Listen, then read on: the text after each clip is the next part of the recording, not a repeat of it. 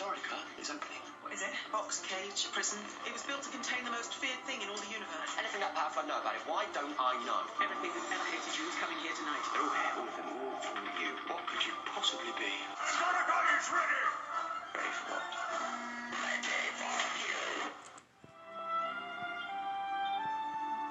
It's a lovely painting, Amelia. And what are all these? Stars. Oh, Amelia. Tell you what, shall we go outside? What do you see, Amelia? The moon. And what else? Just the dark. But no stars. If there were stars up there, we'd be able to see them, wouldn't we?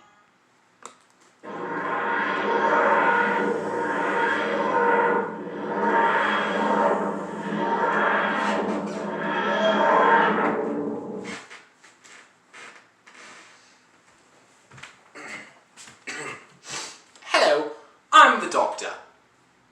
Trust me, same person, different face. It's been a long day, sorry. But that's not what I'm here to discuss. I'm here because a friend of mine called in a favour to help him answer a question for presentation. And when he told me the question he wanted to try to discuss, I understood why he wanted my help with it. It is derived from perhaps the most ambiguous and indefinable dichotomy of all language throughout all of space-time. What is good and evil? Now, that in itself would be far too difficult to put into 12 or so minutes, so I decided that we should narrow it down to something a little more fitting for the Doctor, and a bit easier to put into fewer words. What does it mean to be a good person? Versus a bad person, an evil person, of course. And as the Doctor, I have been around a lot of places, seen a lot of people, done a lot of things, and I myself can't be the only one to argue whether those things are good or bad, but in those times, I met a few people that you probably heard of that I thought put this into words very wonderfully. Now, the first person I thought would be great to discuss here was a friend of mine from what you call the medieval period, St. Thomas Aquinas. He's best known for his work Summa Theologica. Wonderful philosopher. He was also known, fun little fact, as the Doctor of the Church because of his time writing and thinking, and given, we have to remember, all of his teaching, scholasticity, ability to publish his writing came through the church itself, so it all does have to keep into mind the Western God he portrayed and believed in. But still, as a thinker, he was still incredibly progressive and good head on his shoulders. His work in Summa Theologica was based around the idea of a natural law, and he made it clear multiple times that a good person is one who acts in accordance with the natural law.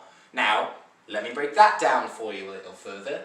The master principle of that natural law is that good is to be done and pursued, and evil avoided.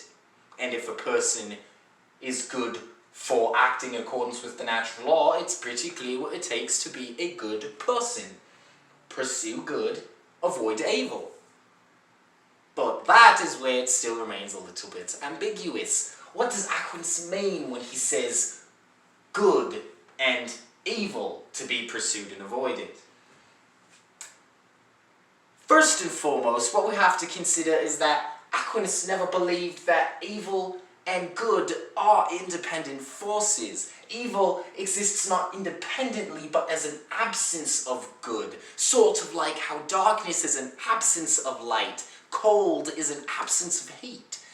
Not like, say, love and hate, which we all, at least us two, believe are separate forces in themselves that tend to become opposites.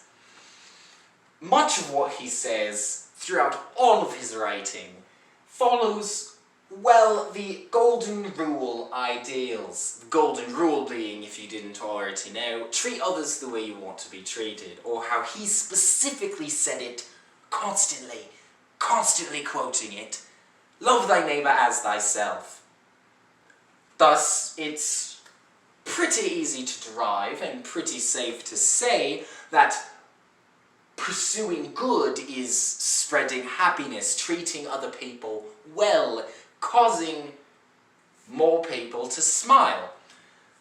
Thus, it's getting a little clear how to answer what makes someone good.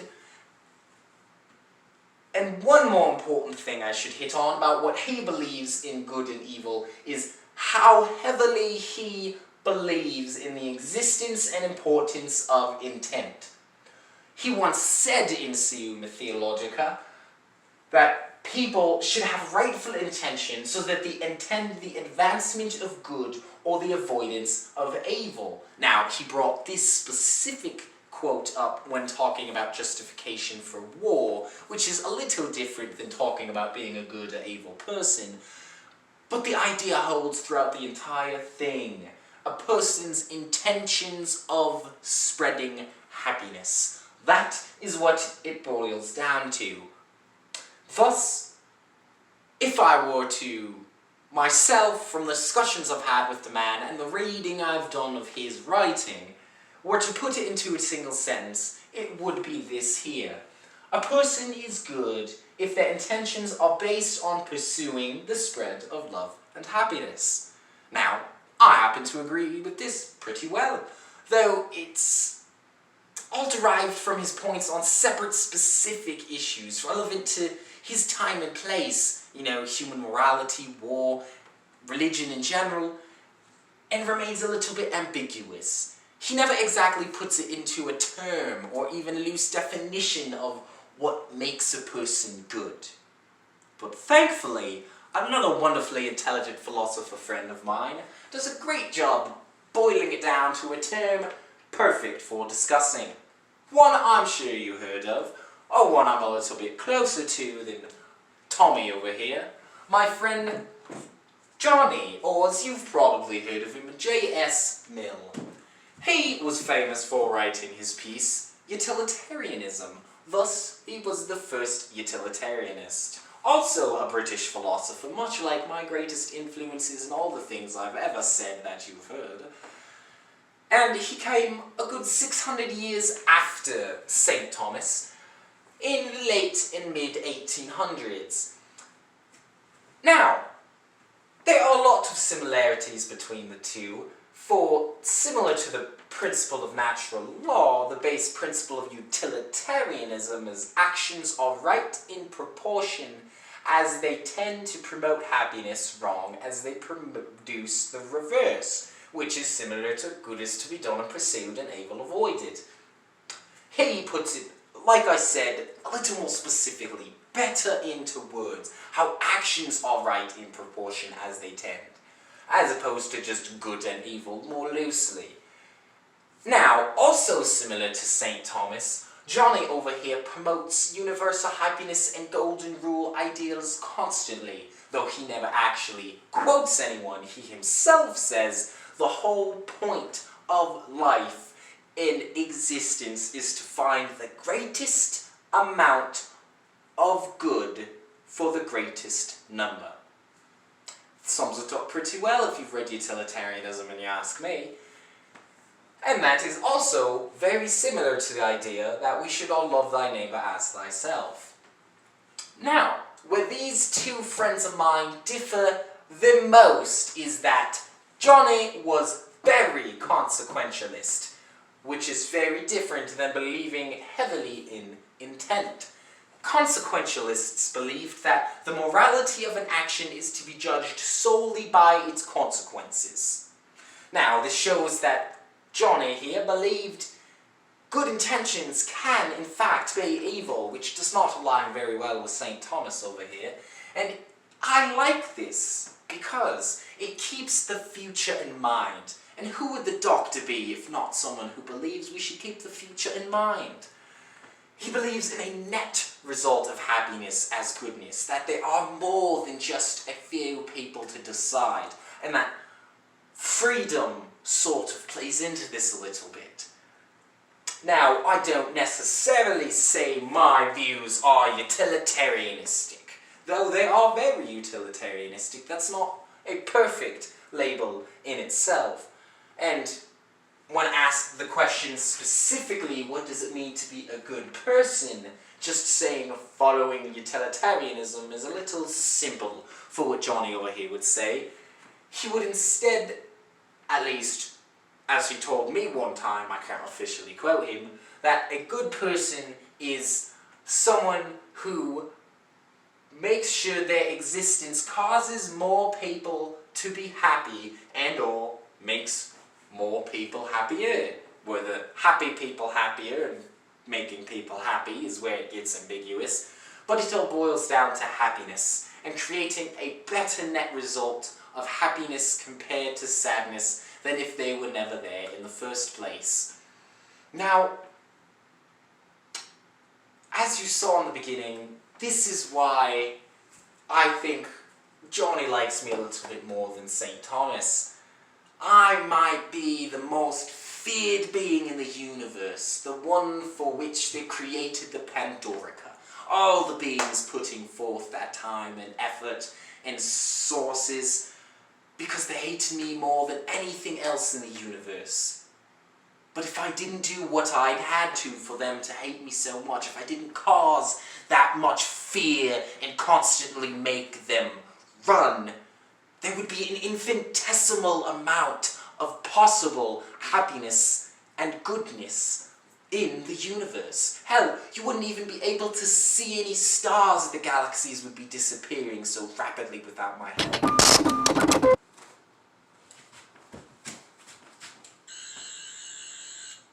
That was strange. Should be alright now. As I was saying, though my intentions are always pure, they still result in fear and hate. But the net result of my good intentions creates so much more love and comfort and happiness than it does fear and hate. Thus, my good intentions are something that St. Thomas always respected, and the fact that I made sure what I did always resulted in something good was where Johnny here aligned with me the best. So, if I were to answer this question, if I were to actually put into words the couple sentences it would take to say what it means to be a good person versus bad or evil, I, as the doctor, would say a good person is one who makes sure that intended actions result in a greater amount of happiness in the universe relative to suffering and sadness than if they were never born. And, well, a person is a hero if their good intentions result in the greatest amount of happiness their existence could possibly create.